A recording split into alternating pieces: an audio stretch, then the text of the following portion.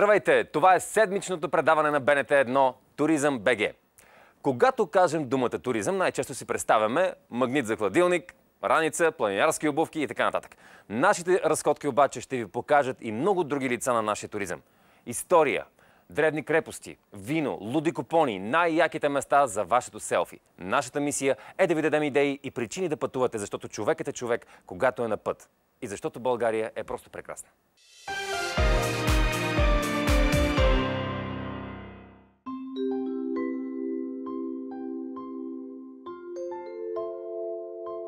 Благоевградската часовникова кула е възрожденска постройка, един от символите на Благоевград и една от най-старите часовникови кули в България.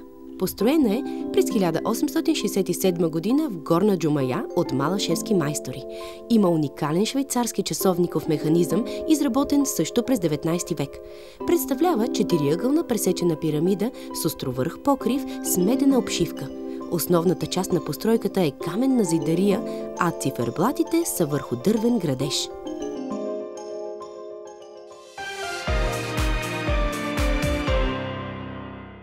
В днешното ни предаване ще видите Благоевград, стар и модерен. Разходка правим от археологическия музей и Стария град до срещата ни с художници и американски студенти. Благоевград като фестивална дестинация през очите на заместник-кмета Христина Шопова. Гост в студиото ни по-късно вице-премиера по икономическата и демографска политика Валери Симеонов. И един италианец в България, къде обича да хапва, къде обича да пива, Лео Бианки, готвач и артист.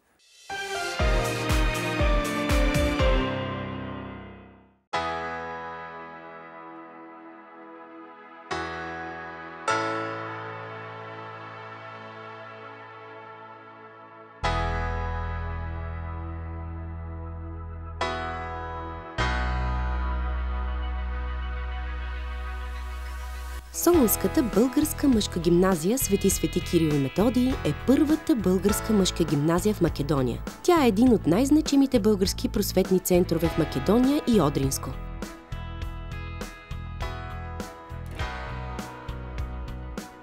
Гимназията е основана през есента на 1880 година в град Солун, където съществува до 1913.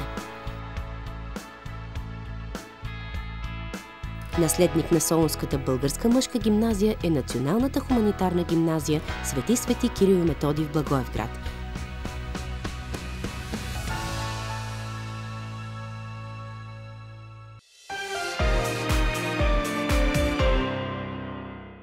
За Благоевград казват, че е най-младия български град, заради университетите и младите хора, които учат там от цял свят.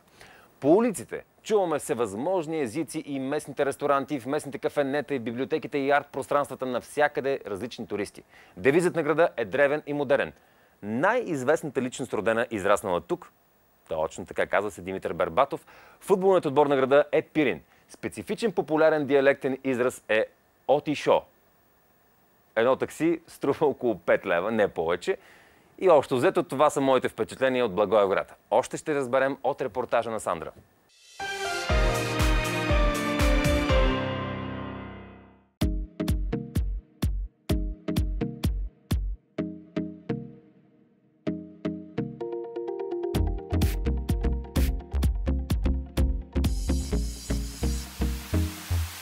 Нашето лого на града е древен и модерен, защото Благоевград, освен че има своята история от древността и нещата, с които може да се гордее, има много младост, много заряд, много енергия и мисля, че това е нещото, което ни отличава от другите градове.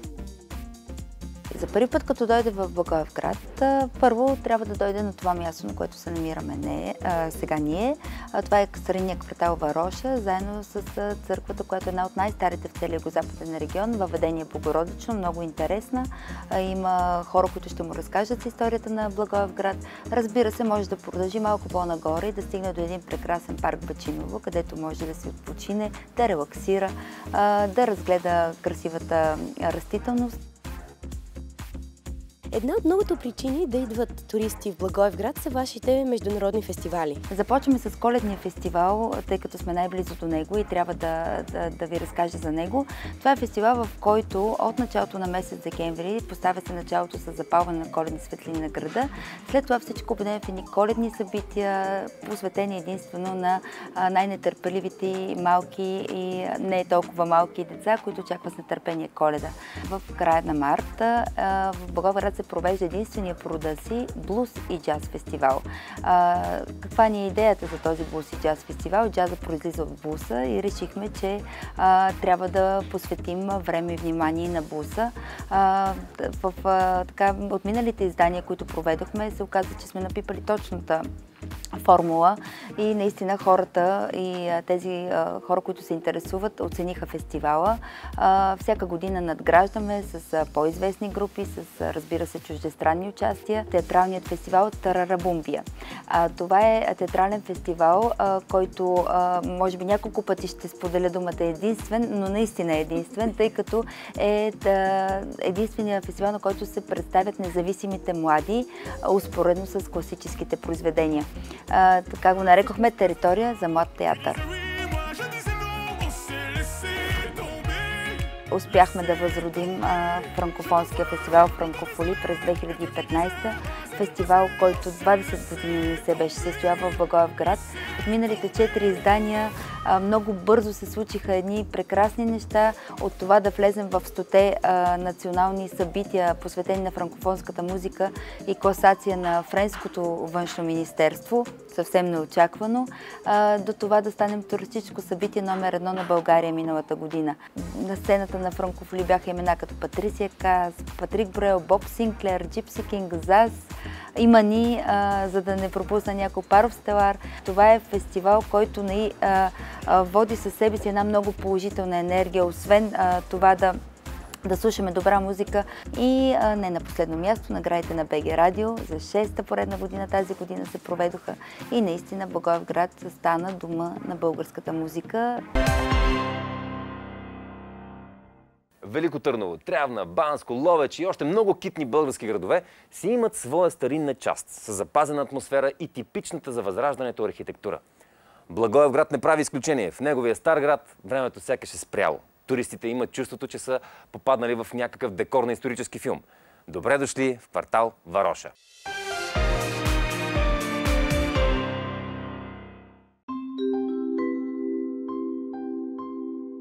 Всеки голям град си има и своя стара част, която е любимо място за разходки не само на местните, но и на гостите на града. Много от тези места се нуждаят от специално отношение, за да може да запазят автентичността си. Някои от тях са част от списъка 100-те национални туристически обекта. Сега се намираме във Вароша.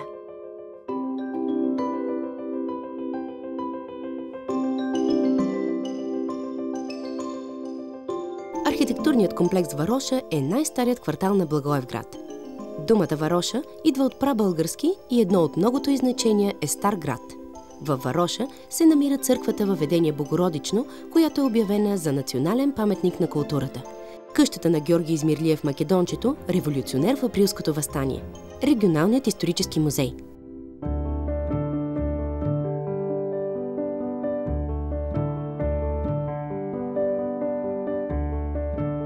Чистите кълдаръмени улички с белите каменни къщи от времето на Възраждането приличат на декор от исторически филм.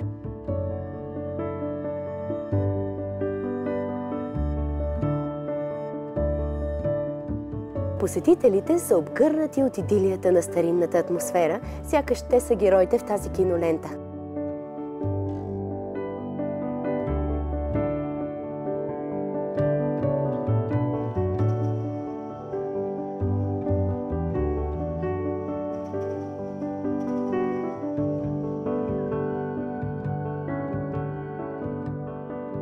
Предизвикателството е всеки сам да направи своите открития, за да може всеки път, когато пред него се открият къщите на Вароша, той да възкликне от удивление. Разхождайки се във Вароша, вероятно ще усетите аромат на бои. Ако го последвате, ще ви отведе до улицата на занаятите и художниците. Добре е да влезете в ателието или работилницата им, да видите техните произведения и картините. В много от картините наблюдавам красиви жени. Благоевград можем ли да го асоциираме с красива жена? Благоевград има красиви жени, много студенти. Как да ви кажа, красотата на жената, тя е, когато рисуваш, то не идва от тези, които виждаш вънка. Вече е въпрос на опит. Имам такива работи ми останаха доста във Франция. 20 дни бехме поканени от галерист Жан-Франсуа Клемансо. И той казваше: вие сте френски художници. Не сме френски художници, защото България има възраждане преди възраждането в Франция и в Италия. Четката ли започва първо по платното или сърцето? Четката и платното са заедно, те вървят комплекс с художника. А след това вече емоционално нещо, което е събудило някакви чувства в него, да кажем, както ви казах, музика. Един човек, който се интересува от изкуство, влиза в ателиетата, в църквата ще влезе. Но има хора, които минават и заминават. Просто идват да се разхождат. Такива групички идват от Гърция. Изкуство, ако се го направи както трябва, ако е направено от душа.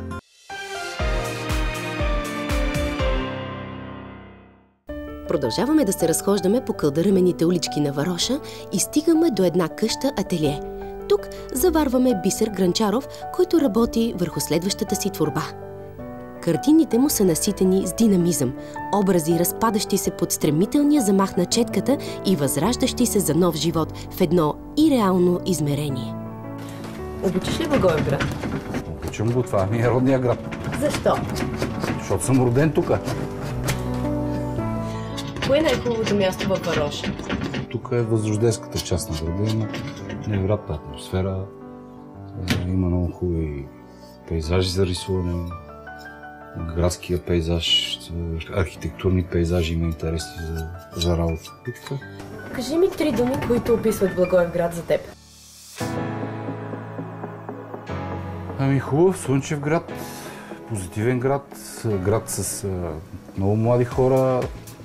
Така че и Западния университет тук, Американски университет дава възможност на много млади хора да учат и да живеят в града. Какво би казал на някой, който никога не е бил в Благоевград, за града?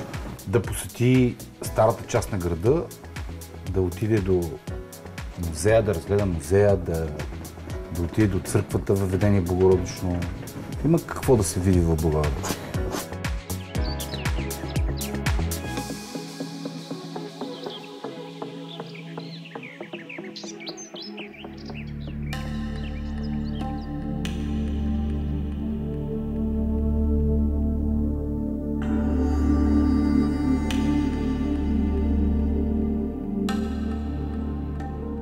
Църквата Свето Въведение Богородично е построена с доброволния труд на над 200 български християнски православни семейства, които са населявали този красив квартал Вароша. Тя винаги е била център на религиозния и културен живот в Благоевград.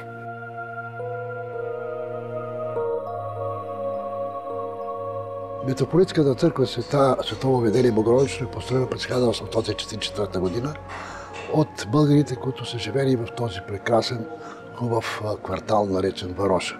През 1844 е построен от българи, които са живели в този квартал, със специален ферман, султански ферман. Българите са искали да построят храм, който да ги обслужва. Разбира се, и свещеници, които да ги обслужват. От 1854 година са започнали да се рисуват именно и царските икони на Света Богородица, на Исус Христос, на Свети Иван Кръстител, на Свети Димитър и така. Малко по-късно, през 1882 година, тези фрески, които са отвън на храма, през 1882 година, и са работили предимно с бои, които са правени от трева. И както виждате, са запазени, като че са рисувани преди едно десетилетие. Вярата и насъщният са свързани, защото в Господната молитва се казва насъщният хляб дай ни днес. Ние се молим всеки ден за насъщния си. Ние живеем за насъщния си и работим с него. Именно тази вяра не е съхранила като български народ.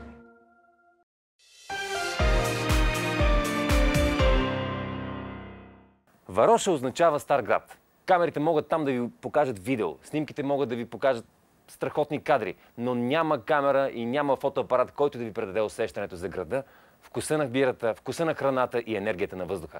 Сандра ще ни помогне. Сандра, ти си.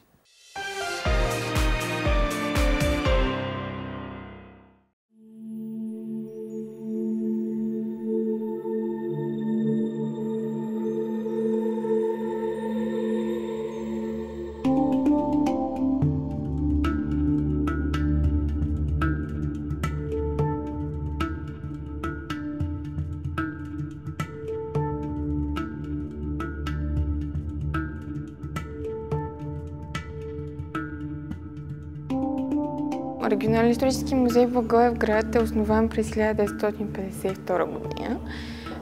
По това време самия музей се е помещава в една малка сграда на площад Македония. Днес той вече се помещава в нова сграда, която е построена 1979 година. И това е всъщност една от малкото сгради в България, която е строена за това да бъде музей.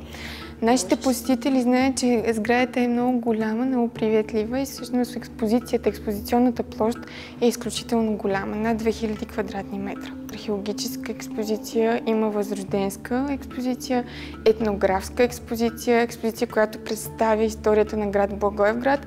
Освен това имаме и зали, в които се представят временни експозиции, които са гостуващи или експозиции, представящи фонда на музея, тъй като фонда на Регионален исторически музей в Благоевград е изключително богат. Не можем да покажем всичко в постоянната експозиция, затова на етапи вадим неща, които показваме и които привличат отново посетители. Факта, че тук представяме историята на целия регион. И не само историята, както вече споменах, говорим и за природните дадености на региона. Освен това, към нашия музей има и художествен фонд, който представя изключително интересни художествени творби. В музея се съхраняват и колекция на Злати Бояджиев, на Владимир Димитров, майстора, които също така вадим и показваме във временни изложби. Регионален исторически музей в Благоевград може да се похвали с добра посещаемост, а пък туристите, които идват и посетителите, които идват, са много разнородни. Има много ученици, които посещават музея. Вие бяхте свидетели на студентски групи, които посещават музея. Привличаме хората и с образователните програми, които имаме, с заниманията, които организираме, така че не е един повод да посетите Регионален исторически музей в Благоевград. Какво би препоръчала на един турист, който за първи път стъпва в Благоевград? Да отдели повече време за разглеждане на града, тъй като има какво да се види, и да отдели поне 2 часа, за да разгледа музея. Кажи ми 3 думи, които за теб описват града. Младежки, със сигурност, заради всичките училища, всички университети, които имаме тук. Логото на града според мен също е много подходящо, древен и модерен, тъй като ние съчетаваме както древността, така и модерното.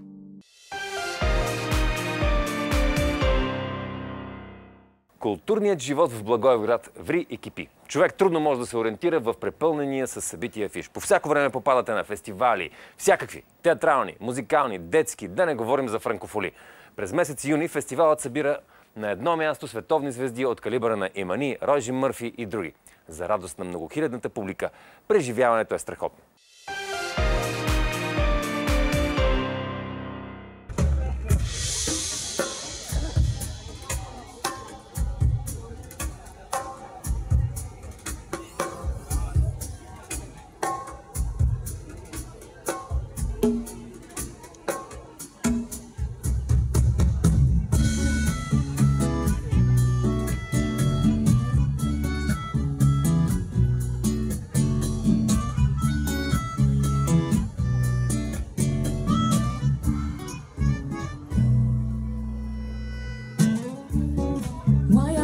So quiet, as if you got something to hide. so cold, as if you don't want to be home. Why here can't you look into my eyes? Is it because you're scared to see yourself inside? I really wanna know what it is, but how can I when you don't give me a chance? Maybe you think I will understand, but I'm here.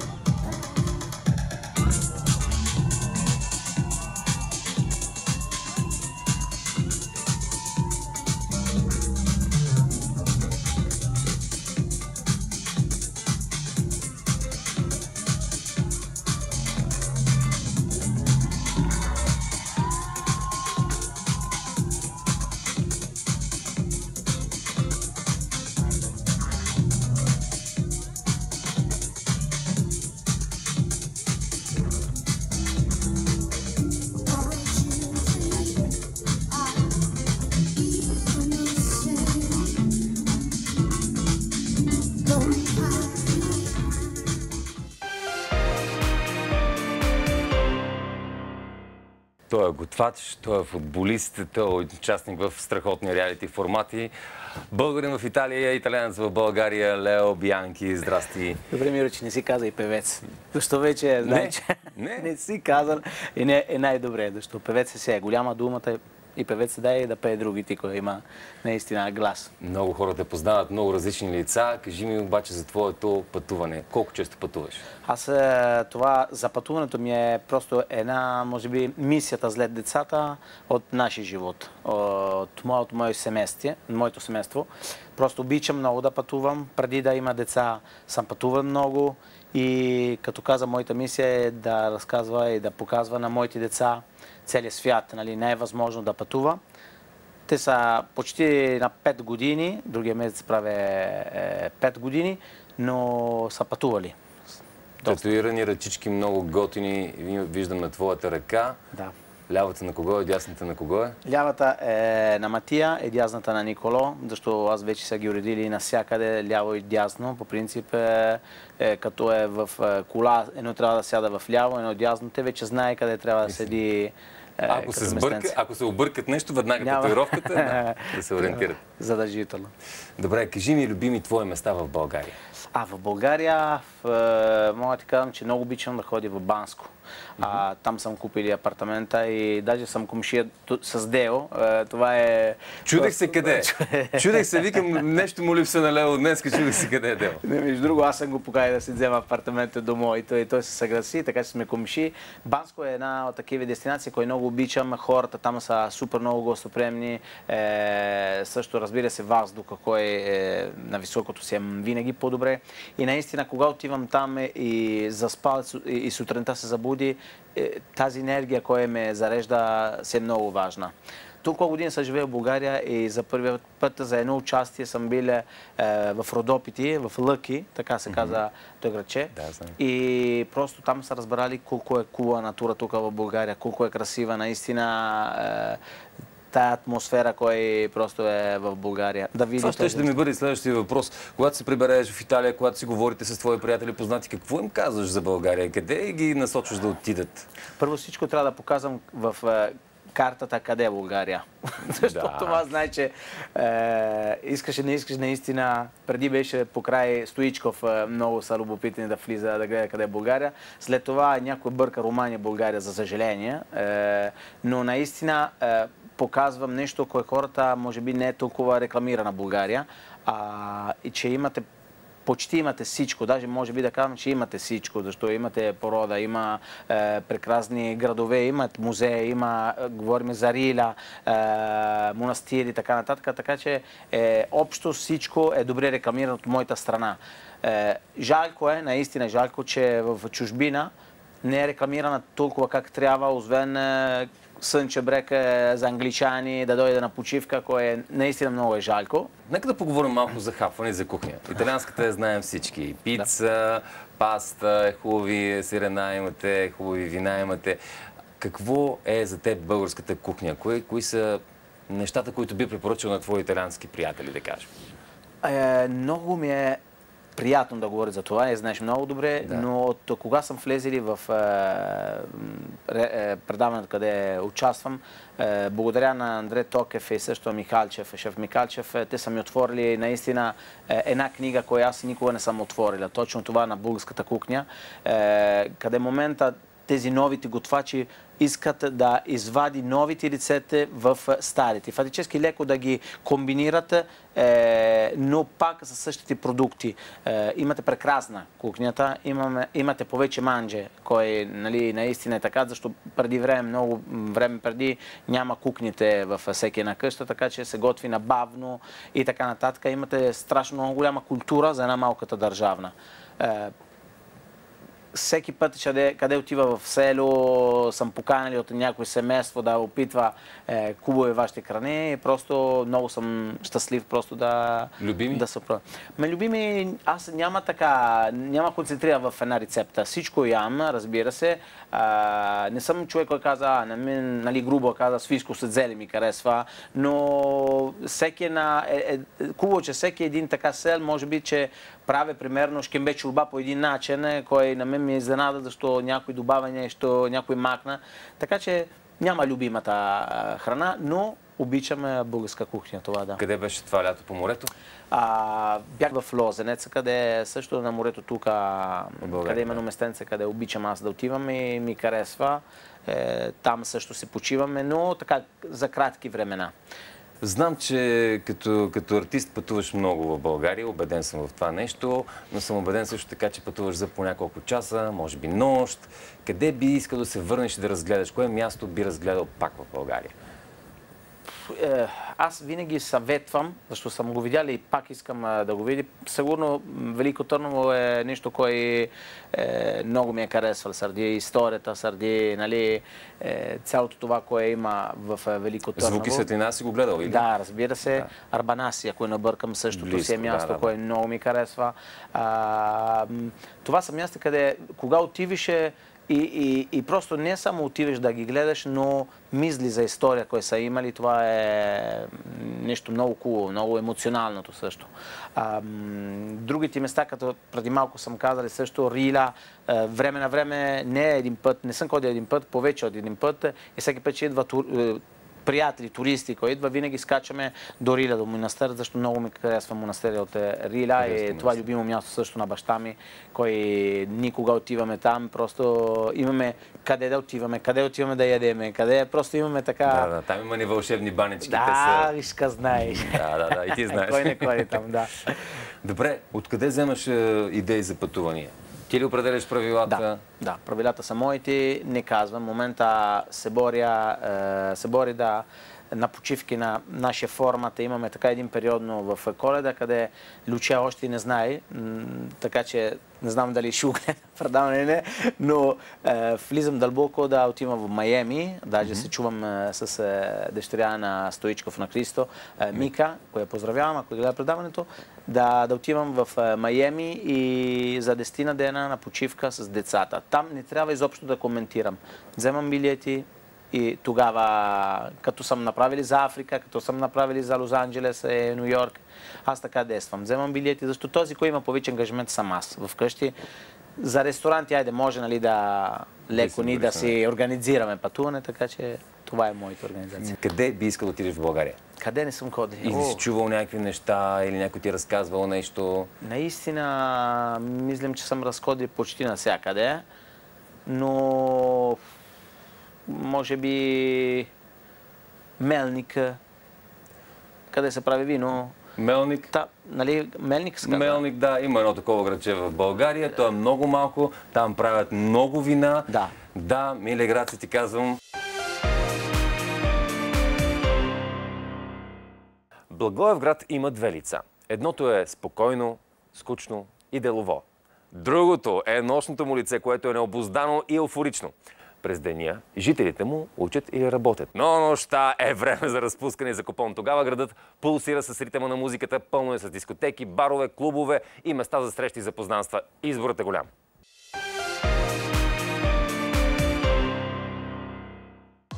Сутрин в Благоевград. Кафенце, фрешче, слънце, цвете, хубава атмосфера и приятни хора. Разходете се по главната и ще видите модерния град. Млади хора, моста на влюбените, парка, майки с колички, разнообразна реч с преобладаващ английски, а нощният живот на Благоевград е пословичен и можем да направим отделно предаване за него. Избрах Американският университет, защото ми се стори добра идея. И той се оказа доста добър. Тук уча икономика, но откакто съм тук, започнах да се интересувам от история. Вашата, между другото, е доста интересна.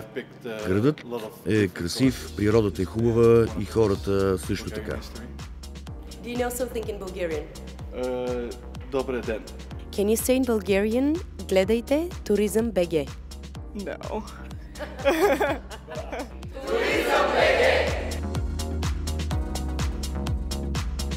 Ароматът на кафе ни доведе до две млади дами с много интересна история, които оставят да работят в Благоевград.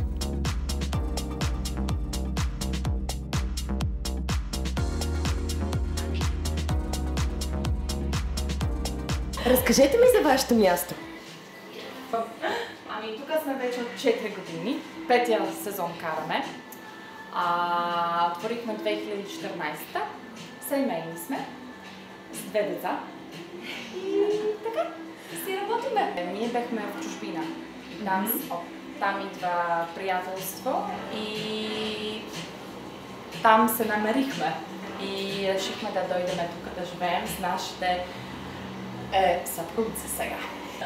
Кое е любимото ви място в Благоевград? И определени места. Търсим се винаги детски кът, къде имам удобства за деца и хубава храна. Но по-хубава няма от тук, съжаление, но...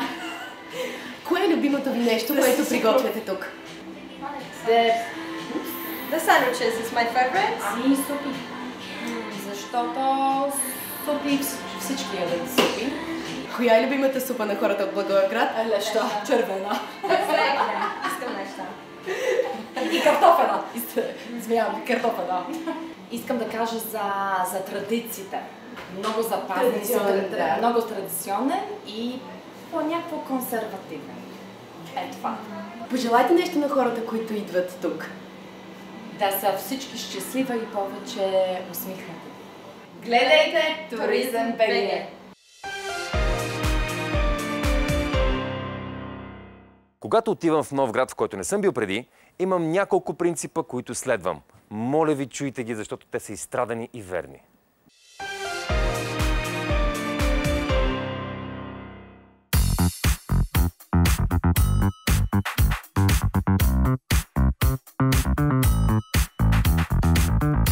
Намираме се на някакво ново място и не знаем къде да седнем да хапнем. Съвет. Питайте някой местен. Те винаги ще ви ориентират къде е най-хубавото местенце, къде ще прекарате наистина добро време в техния град, в тяхното място. Така ще се социализирате, опознавате и местните, може да завържете някои интересни контакти.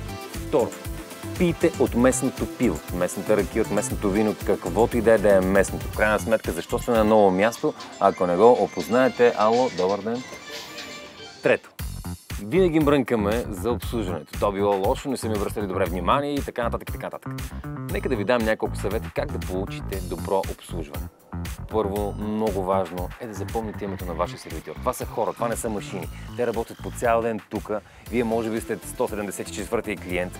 Запомнете името им. Това установява съвсем различна връзка между вас и сервитьора. Още едно нещо много важно, как да получим добро обслужване. Доверете се на сервитьора. Може да знаете кое е добро. Доверете му се, питайте го. Какво да ям? Какво да пия? Какво да се поръчам после? Те ще ви кажат, защото по този начин вие ще останете доволни. Ако останете доволни, тогава идва техния бакшиш. И още нещо, така вкарвате в тях отговорността и те са със съвсем друга енергия, запомнят ви и ви обслужват много усмихнато. Още един малък трик. Никога не ги карате да бързат. Всъщност, ефектът е обратен. Кажете им, когато имаш възможност, една минерална водичка, не бързай. Вие ще бъдете сигурно първия за деня човек, който няма да ги кара да бързат. И познайте какво? Ще ви запомнят. И ако ви запомнят, вие ще имате хубавото обслужване. Вие ще бъдете най-милия, най-готин и най-усмихнат клиент за тях.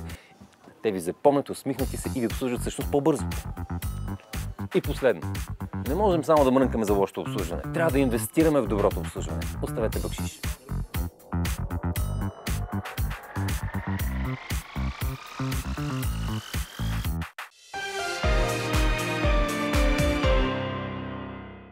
Посрещаме Валери Симеонов, заместник министър-председател по икономическата и демографска политика. Господин Симеонов, добре дошли. Добре заварили. Започвам първо от лятото. Лятото, туристическия сезон приключи. Знаем, че е успешен, но не можем по никакъв начин да заобиколим тези акции тишина, не знам как да ги нарека по друг начин, които имаха доста полемики, доста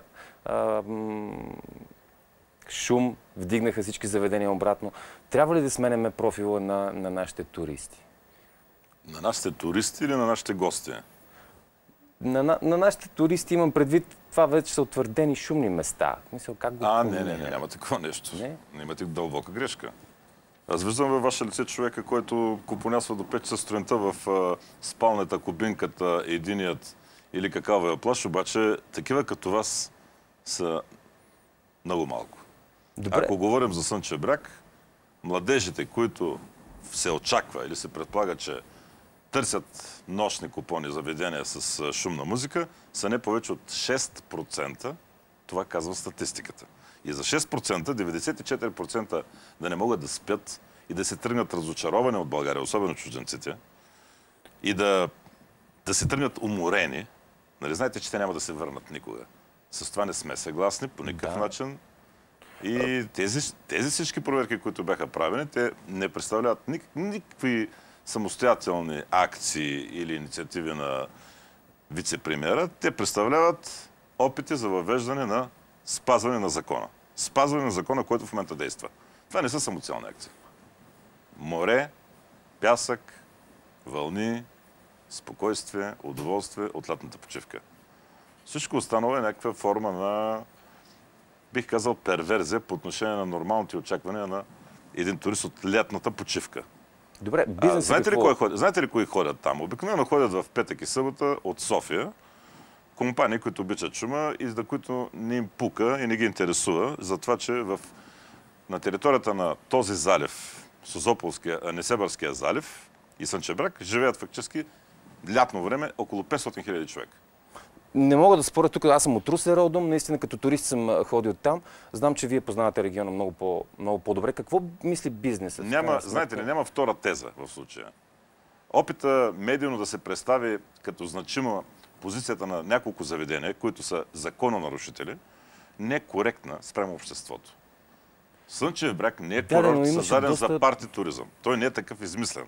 Той се замислен като семейен курорт, така е построен и всякакви глупотевени, че сега може да се направят парти зони и зони за нормална почивка, са несъстоятелни, защото няма как. Той е проектиран като общ семейен курорт. В Халкидики, трите ръкава, примерно, един мой приятел грък ми го обясни как вървят. Първия ръкав са партитата, хващаш си гадже, втория ръкав са по-семейни къмпинги, там ще с гаджето, и третия ръкав, когато си скъсал с гаджето, си там, тон сами мъже. Искам да кажа, шегувам се естествено с този анекдот, но дори и там има и други места, където си има парти зони. Както за Халкидики, така и за Ибиза, която много цитират често в България, е недопустимо звучането след 23 часа. Само за ваша информация, например, на съседния остров Палма де Майорка, на Ибиза, както и на самата Ибиза, в началото на годината въведаха още по-крути мерки по отношение на нощната тишина и от 23 часа е забранено абсолютно всякакво озвучаване. По тази причина 9 от най-големите дискотеки, и нося публикацията тук на английски, затвориха тотално, закриха. Спряха дейност, защото не им се връзваше да работят само до 11 часа. Ето така се действа в цивилизования свят. Добре, А в България мутрите се опитват да деформират и обърнат наопаки законите в тяхна полза. Няма как да стане това. Насочваме се тогава към друг въпрос относно, така да се каже, семейния туризъм. Като цяло имаме ръст. Това никой не го отрича. Да. Ръст на какво обаче имаме? На туристите. Ръст на туристите. За годината, в България. Това е добрата новина, но има лоша новина. Това е добрата новина с оглед и на времето. Беше доста студено лято. Да. Хората пътуваха в Русия, световно първенство. Това са много глобални фактори. Прав сте. Световното първенство, дългите месеци дъждовни предопределиха едно очакване, че ще имаме слаб сезон. Аз буквално до миналата седмица приключих с съвещанията с институциите във Варна, Добрич и Бургас. И констатацията е, че за щастие сезона не е по-слаб от предния. За щастие не е по-слаб. По отношение на приходите даже е по-добър, което е много изненадващо. Обаче има един тъжен факт, на който някакси от Министерството на туризма и медиите и обществеността не обръщат внимание. Да, имаме на лице увеличаване броя на чуждестранните туристи в България. Нямаме обаче увеличаване на приходите от тях. Много странно. Последните 5 години няма такъв факт. Сива икономика ли намеквате? Не. Сивата икономика си я има. И тя ще съществува, докато най-сетне не се накане Министерството на туризма да въведе едината система за туристическа информация, която е задължителна, която е въведена практически в цяла Европа и която регистрира абсолютно всяко легло, което се отдава за почивка през нощта на 2 места, в НАП и в полицията. Това е един път от гледна точка на изсветляване на сивия сектор, от друга гледна точка това е гаранция за сигурността на държавата с оглед на терористичните заплахи, които нараснаха на последните. Говорихме с министър Ангелкова, между другото, това е чисто статистически много полезна много полезно, обаче не се прави, както и да се върнем пак на фактите, за които говорихме. Имаме лек ръст на чужденците, на посещаемостта, но нямаме ръст на приходите. Един чужденец оставя в България по-малко пари, отколкото всички останали държави в Европейския съюз, по-малко и от Македония, по-малко и от повечето африкански държави. В България един турист оставя 534 евро. Извинявайте, долара. В долара е статистиката. В България 534 долара. 534. В Македония оставя 549 долара. Един оставя в държавата Македония. В държавата Сърбия оставя 925 долара. В държавата Замбия остава 677. В Судан остава 1413 долара. В тази статистика България е много зле. И това означава и ефтина дестинация като цяло. Защото сме си я направили ефтина. И целта ми, моята цел като вице-премиер е да направя всичко, което е по силите ми, било чрез законови промени, които вече са факт, нали, и са внесени в Народното събрание, било чрез чисто административни действия, да направя така, че българският туризъм да стане по-доходоносен, защото от тогава ще печелят не само предлагащите такива услуги хотелиери, ресторантьори, но и държавата. Нека да поговорим и за кадрите, които внасяме и някои от тях не говорят български. Недостига на кадри. Има ли изобщо решение този казус? Това е решението. Статистиката от предната седмица. Всяка седмица аз искам от Агенция по заетостта информация по изпълнението на законовите промени и наредби, които съм реализирал и организирал още от самото начало на мандата. А именно промяна в наредбата за Закона за трудовата миграция и трудова мобилност, която позволява на сезонни работници до 90 дена да бъдат по облекчен режим наемани за България. Основно това са лица от български произход, които са от Украйна, Молдова, по-малко от Македония. И мога да ви кажа какъв е резултата. За миналата година в България са влезли 3245 сезонни работници. 3245, което помогна много на сезона. Тази година 7677. 2 пъти и повече от 2 пъти. Което означава, че тази мярка дава своят резултат и туризма за това съществува в България. Защото в противен случай нямаше да има кой да поеме този леко увеличен туристически поток. Тези хора, вие казвате, тези хора някои не говорят добре български. Значи, да, това е шокиращо. Това по правило 90%, че и повече, всъщност практически всички, са хора от български произход. При едни обаче има запазване на езика, традициите, обичаите, защото това е семейна традиция, така да се каже, и самосъзнание на българи, но някъде, примерно, като да речем в по-източните райони на Украйна, има българи, които са от български произход, с паспорти българи, но при които има асимилационни процеси, недобре говорят български. Недобре говорят български. Но по правило всички тези младежи и девойки, които идват от Украйна, основно от Молдова, те знаят най-малко 4 езика. Те знаят украински, те знаят английски, те знаят руски, те знаят и български. Да, имаме проблеми по някой път с... Че нямаме толкова много време, иначе виждам, че сте подготвен по всякакви теми.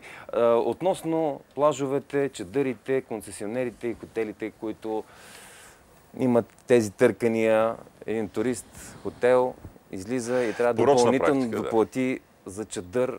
България, за съжаление, по закона за концесиите, плажовете са отделени от прилежащите хотели. Това според мен е, и не само според мен, според целият хотелиерски бранш е пагубно за туризма.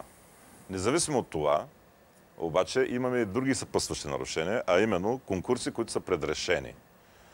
Сега, например, предстои провеждането на конкурс за плажа на Поморие Изток. Този плаж, голям, изключително удобен, от години има огромно желание общината да се го стопанисва сама, защото до момента е бил стопанисван от някакви наследници на Маймуняка или не знам какви, по настоящем собственост на една фирма на известния Радостин Барзанов Радо Слънцето, наследник пък по друга линия на Висаджи. Няма значение кой какъв е. Важното е как се стопанисва. Плажът се стопанисва безобразно. Общината иска да го вземе. Сега има обявен конкурс и огромно притеснение. Общината си е взела документи, ще участва в търга, но огромни притеснения, че за пореден път този плаж, както и редица други плажове, ще бъде подарен на наследници на групировките. Разбирате ли? Тук имаме същия сблъсък и с плажове като тези, които са към Албена, на един прилежащ затворен комплекс, който по някакви, то не по някакви, по законов начин се подарява на някои от тези групировки. Защото това е истинския факт и няма защо да го пестим. Естествено, че се стига до тези високи цени на шезлонги, на чадъри. Спомните си миналата година министър Ангелкова обикаляше медиите и се биеше по градите как ще ли да бъдат чадърите шезлонгите по 30 стотинки, по 1 лев. Нищо подобно няма, нали така? Насякъде по 8, по 10 лева. Ето до къде стигнахме. До един много тежък, пагубен за българския туризъм процес. И този процес е следния. Докато чуждестранните туристи в България донасят приходи, които са едни и същи всяка година, нямаме увеличение на приходи, въпреки че има леко увеличение на броя туристи, в същите тези последни 5 години искам да ви информирам, че разходите на българите за екскурзии в чужбина са се удвоили. Защо? Защото България има средна класа. България има хора, които са платежоспособни и могат да си позволят да почиват и на българското Черноморие, и на гръцкото. Те обаче предпочитат Гърция. Това е една от нашите основни мисии, да ги връщаме, да показваме наистина. Пак за шезлонгите и пак. Защото там намират безплатни шезлонги или пък на много ниска цена. Те там намират спокойствието, което го няма в нашите шумни курорти. Те намират една сигурност. Там няма да отиде якия бабанка, яката батка, както му казват по-бургаски с татуировките, и да му каже, я мърдай от тук, защо си легнал на пясъка до чадъра, а не плащаш шезлонг. Под този чадър ще плащаш шезлонг, не може да легнеш и главата ти да е на сянка.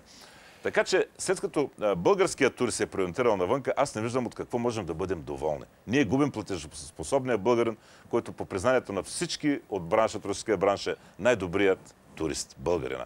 А българина отива в Турция и в Гърция. Имаме една хубава новина, искам да поговорим и за нея. Организационният комитет на зимните олимпийски игри в Пекин през 2022 иска да обменя опит с Банско. Чудесно. Това ще е голям плюс още взето. Можем ли обаче с този процес да доведем и китайски туристи? Как го виждате? Знаете ли, аз съм реалист човек, прагматик, технократ, такова ме е образованието. Не мисля, че трябва да гоним летящите китайски птички из небесата. Ние имаме много добри традиции по отношение на чужденци, които традиционно са посещавали в България, които са от бившия соцлагер. Наскоро бях в Полша. Хората с огромен интерес се питат за българските плажове. Непонятно им е защо няма българска реклама в Полша. За сравнение с 16-та година, в България са почивали 300 хиляди поляци. 17-та година са почивали 400 хиляди. Един ръст, който идва от само себе си, само от рекламата остана. Хубаво, добре. Китай е голяма държава, Китай е интересен, нали, като човешки потенциал, който може да бъде привлечен. Може да бъде привлечен, но все пак да не забравяме, че ние даже нямаме самолетна линия с Китай. Така че те и да ги привлечем, трябва да летят с чартери, усложнено. В същото време губим Унгария, Полша, Чехия. А знаете ли кои са най-много? Румънците, гърците, турците. Те са в най-голяма степен чуждите туристи, които идват. Нали? Защо не поработим в тая посока? Защото тя ще ни гарантира стотици хиляди посетители, но естествено трябва да пипнем и качеството на продукта, за което до момента говорихме с вас, за което благодаря. Това е вашия призив. Със сигурност имаме една посока с вас да показваме повече България на българите, на българските туристи по чаровни места, по хубави места, където може да прекараме добре, спокойно. Така че очаквайте ни другото предаване с още хубави идеи.